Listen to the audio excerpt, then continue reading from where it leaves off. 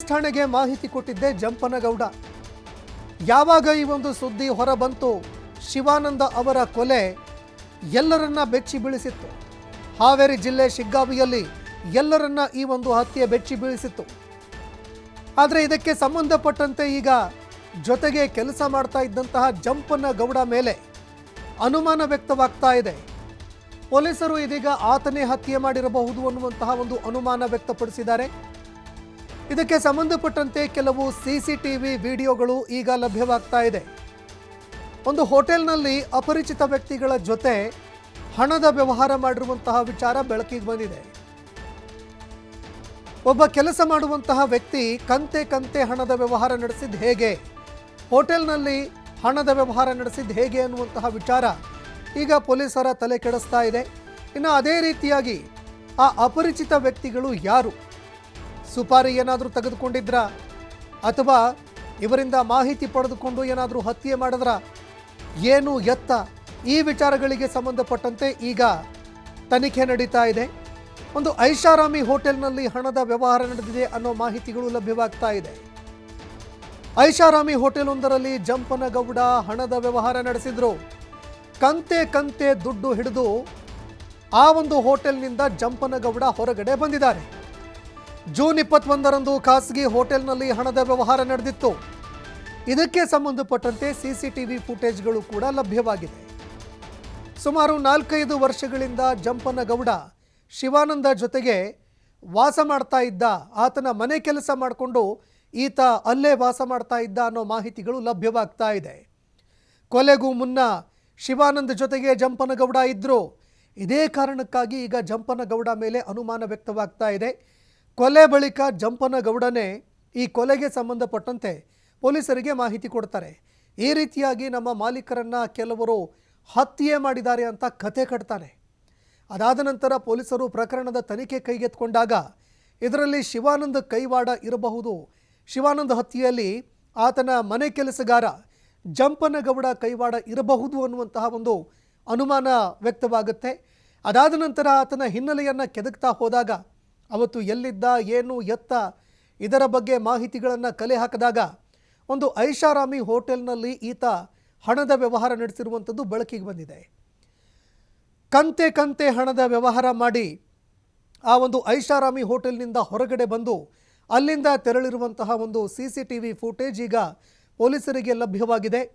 ಹೀಗಾಗಿ ಈ ಪ್ರಕರಣದಲ್ಲಿ ಶಿವಾನಂದ ಅವರ ಮನೆ ಕೆಲಸದಾತನ ಕೈವಾಡ ಇರಬಹುದು ಅನ್ನುವಂತಹ ಒಂದು ಅನುಮಾನ.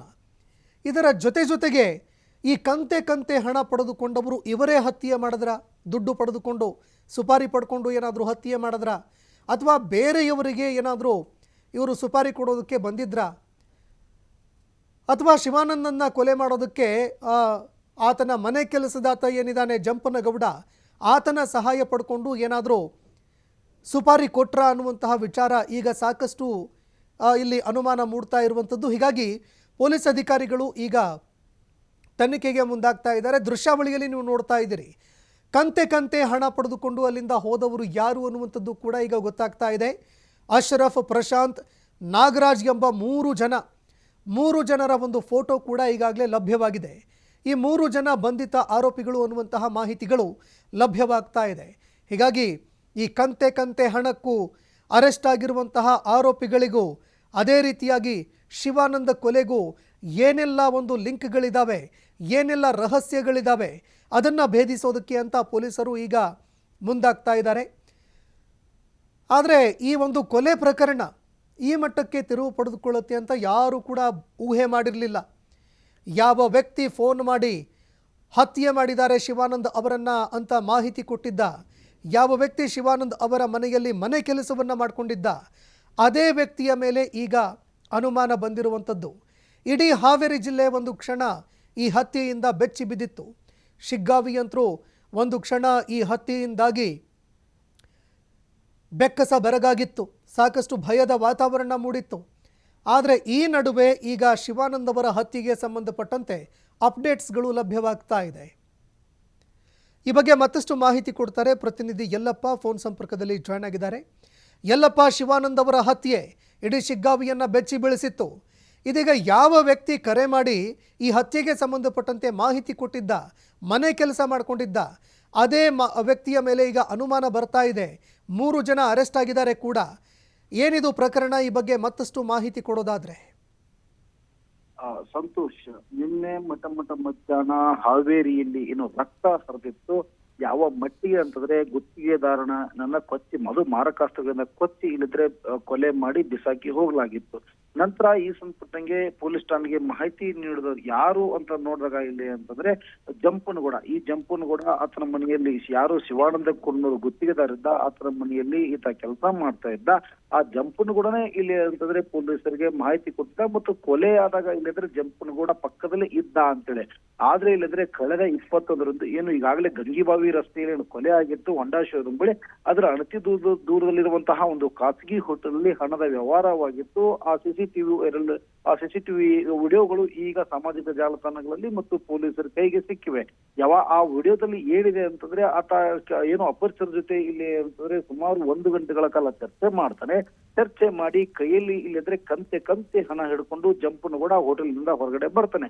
ಆ ಜಂಪನಗೌಡ ಹಣ ಹೊಡೆದುಕೊಂಡು ಹೊರಗಡೆ ಬರೋದಕ್ಕೂ ಮತ್ತು ಈಗ ಶಿವಾನಂದ ಕೊಲೆ ಆಗಿರೋದಕ್ಕೂ ಬಹಳಷ್ಟು ಇಲ್ಲಿ ಅಂದ್ರೆ ಅಭಿನಾಭಾವ ಸಂಬಂಧಗಳು ಇದೆ ಅಂತೇಳಿ ಪೊಲೀಸರು ಈ ಬೇರೆ ಬೇರೆ ಆಂಗಲ್ ತನಿಖೆ ಮಾಡ್ತಾರೆ.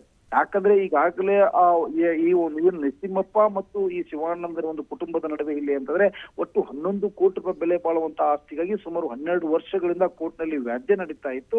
ಇತ್ತೀಚೆಗಷ್ಟೇ ಕೋರ್ಟ್ ಇಲ್ಲಿ ನರಸಿಂಹಪ್ಪ ಪರವಾಗಿ ಇಲ್ಲಿ ಅಂತಂದ್ರೆ ತೀರ್ಪು ನೀಡಿತ್ತು. ಅದರ ನಡುವೆ ಇಲ್ಲಿ ಅಂತಂದ್ರೆ ಮತ್ತೆ ಏನು ಶಿವಾನಂದ ಗುತ್ತಿಗೆದಾರ ಶಿವಾನಂದ ಏನಂದ್ರೆ ಆತ ಪೊಲೀಸ್ ಠಾಣೆಯ ಮೆಟ್ಲೇರಿದ್ದ ಮತ್ತು ಕೋರ್ಟ್ಗೆ ನಾನು ಮೇಲ್ಮನವಿ ಸಲ್ಲಿಸಲಾಗಿಯೂ ಸಹ ಅಂತಂದ್ರೆ ಸಿದ್ಧತೆ ನಡೆಸಿದ್ದ. ಇದರ ಬೆನ್ನಲ್ಲೇ ಇಲ್ಲಿ ಅಂತಂದ್ರೆ ಆ ನರಸಿಂಹಪ್ಪನ ಮೊಮ್ಮಗ ನಾಗರಾಜ್ ಸೇರಿದಂತೆ ಆತನ ಸ್ನೇಹಿತರು ಒಟ್ಟು 4 ಜನ ಸೇರಿ ಇಲ್ಲಿ ಅಂತಂದ್ರೆ ಶಿವಾನಂದನನ್ನ ಮಾರಕಾಸ್ತ್ರಗಳಿಂದ ಕೊಚ್ಚಿ ಕೊಲೆ ಮಾಡಿದ್ರೆ ಆ ಒಂದು ವಿಡಿಯೋ ಸಹ ಇಲ್ಲಿ ಅಂದ್ರೆ ವೈರಲ್ ಆಗಿದೆ. ಯಾವಾಗ ಈ ಏನು ಕೊಲೆ ಆಯ್ತು, ಕೊಲೆ ಆದ ನಂತರ ಏನು ನರಸಿಂಹಪ್ಪನ ಮೊಮ್ಮಗ ನಾಗರಾಜನ ಮನೆಗೆ ಈ ಶಿವಾನಂದರ ಸಂಬಂಧಿಕರು ಮತ್ತು ಅವ್ರ ಕುಟುಂಬಸ್ಥರವರಿಗೆ ಮನೆಗೆ ಬೆಂಕಿ ಹಚ್ಚುವಂತ ಆ ಕೆಲಸವನ್ನು ಸಹ ಇದು ಒಂದು ಕಡೆ ಮಾಡಿದ್ರೆ, ಇನ್ನೊಂದು ಕಡೆ ಅಂತಂದ್ರೆ ಈಗಾಗಲೇ ಕೊಲೆ ಮಾಡಿ ಪರಾರ ಏನಾಗಿದ್ದಾರೆ ಅವರ ಏನು ಪತ್ತೆ ಹಚ್ಚಲು ಒಂದು ಶೋಧ ಕಾರ್ಯ ನಡೀತಾ ಇದೆ. ಸಂತೋಷ್, ಧನ್ಯವಾದಗಳು ಯಲ್ಲಪ್ಪ ನಿಮ್ಮೆಲ್ಲ ಮಾಹಿತಿಗೆ.